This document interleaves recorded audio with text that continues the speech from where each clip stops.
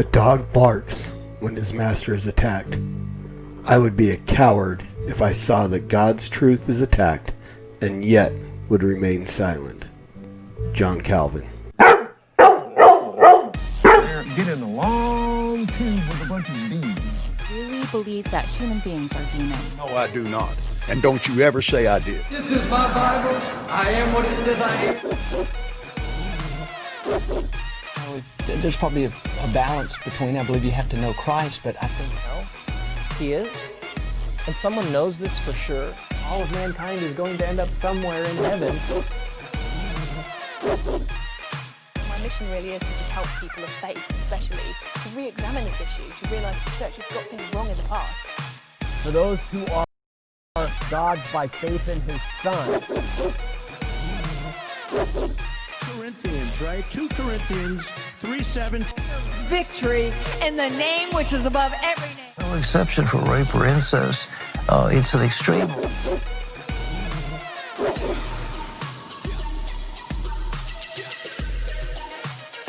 Right now, bones, ligaments, tendons, in Jesus' name. Get out here right now.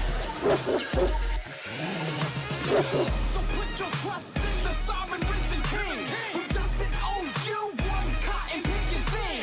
And yet he still promises to furnish his disciples, but we take what he's created and we turn him into idols. I'll never back down, so how can I keep it in? But you'll never see me preaching the sin of TBM. Yeah, spirit and truth is worship viewed in this chemistry, but some are spewing distorted views of the Trinity. They're with the enemy there. Lies have been bought. Whether you like it or not, you will either get shot. No reverence from these reverends, only pathetic benevolence who claims to heal without a shred of medical evidence. They in the public side, lukewarmer than kitchens. On live television saying Mormons are Christians. I'm not throwing stones, I'm simply shouting the truth. So if you never knew, now you're without an excuse. If you still wanna play with them cards, then let's run them. Cause even Satan speaks to others like Jeff Dunham. So who are you with? Denies a gray area. Don't make another preacher lie when they bury ya. If you're going to heaven and you know you ain't got no sin in your life, it's a good time to die. Hey, what's going on, everybody? Welcome back to the Master's Dog False Teacher of the Week, episode number 14. I am your host, the Evangelical Norm. So, after a catastrophic failure of my podcast equipment, I have rebuilt my system and am back online to just in time to drop this week's False Teacher of the Week. So I appreciate you guys taking the time out to listen and watch and hang out while we just kind of go through the introduction video for the Master's Dog and talk about each of the false teachers that are in there. So that's where this section of the podcast came from, the False Teacher of the Week. Someone asked me about the introduction video. Yes, if you're listening online, it's not just a cool song. There's actually a video that goes along with that theme song, and it has a bunch of false teachers in it. So someone was like, well, we don't know who all those people are. I didn't know they were false teachers. So I am just taking the time to go through that, and then after that video is done, of course, we'll continue on with other false teachers. So if you have a suggestion of a false teacher that you would like me to talk about, please drop it in the comments, or you can send it to me on Twitter at Evangelical Norm. Follow me on Facebook at Norm Dunham. So anywhere where you can interact with me on social media, I'd be happy to take any suggestions for False Teachers of the Week. So this week, episode 14, our false teacher is one of my favorites. I've actually, again, I've said it a couple of times in the last few weeks, but I've really been looking forward to this just simply because of the video clip I'm going to play at the end. But our false teacher of the week this week is Dan Barker. So Dan Barker is I want to describe him as an angry atheist. I don't know, maybe not. He's a very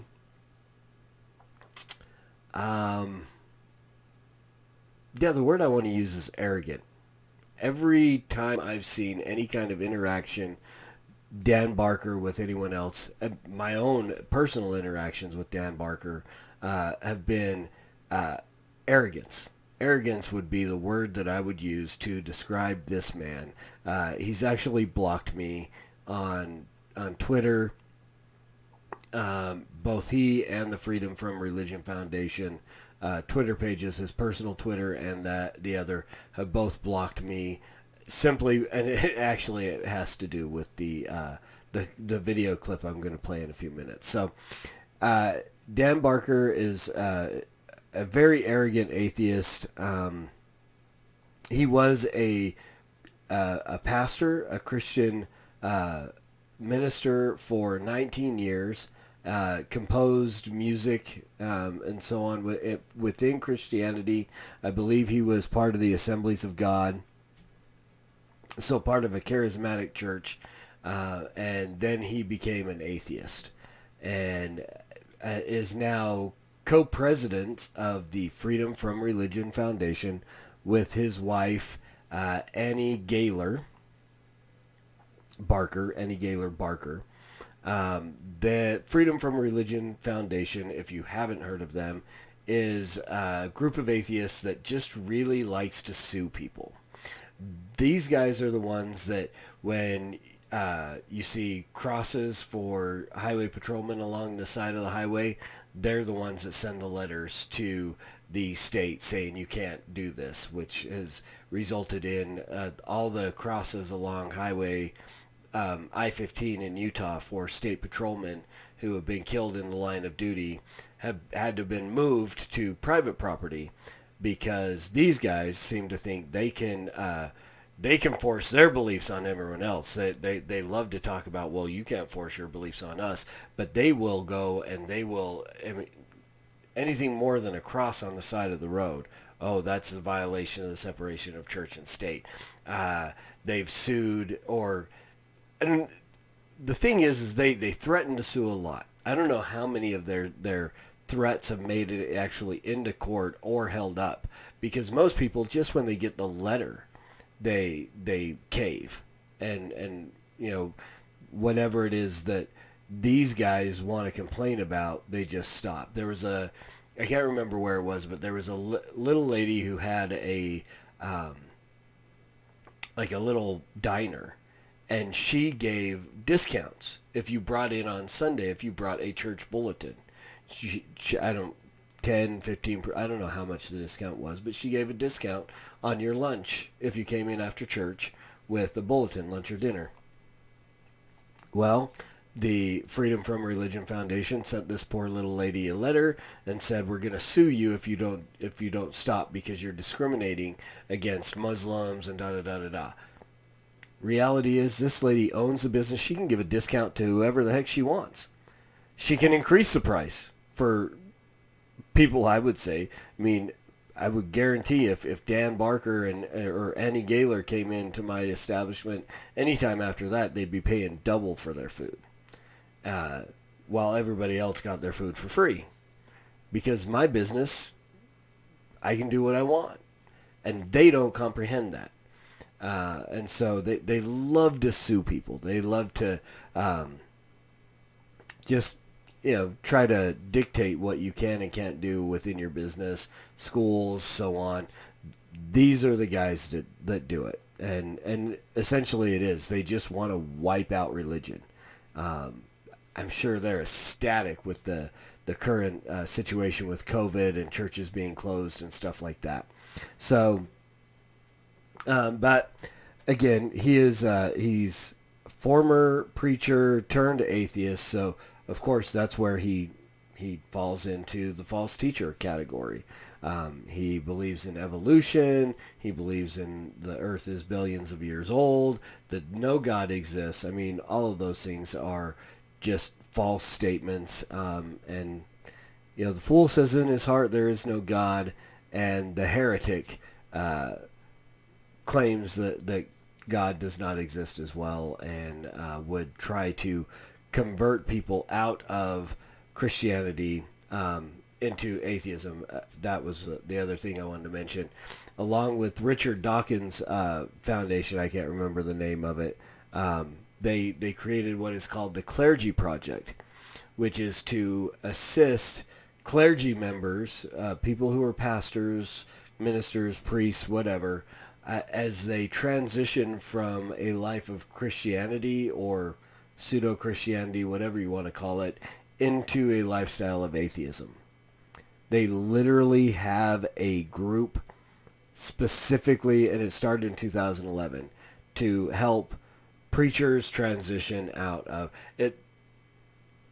The sad statement in that is there is obviously enough people who are in a pulpit who do not have the faith required to be a Christian, who are leaving the Christian faith, and there's obviously enough of them that they require a group to help them make that transition. That's just scary to me.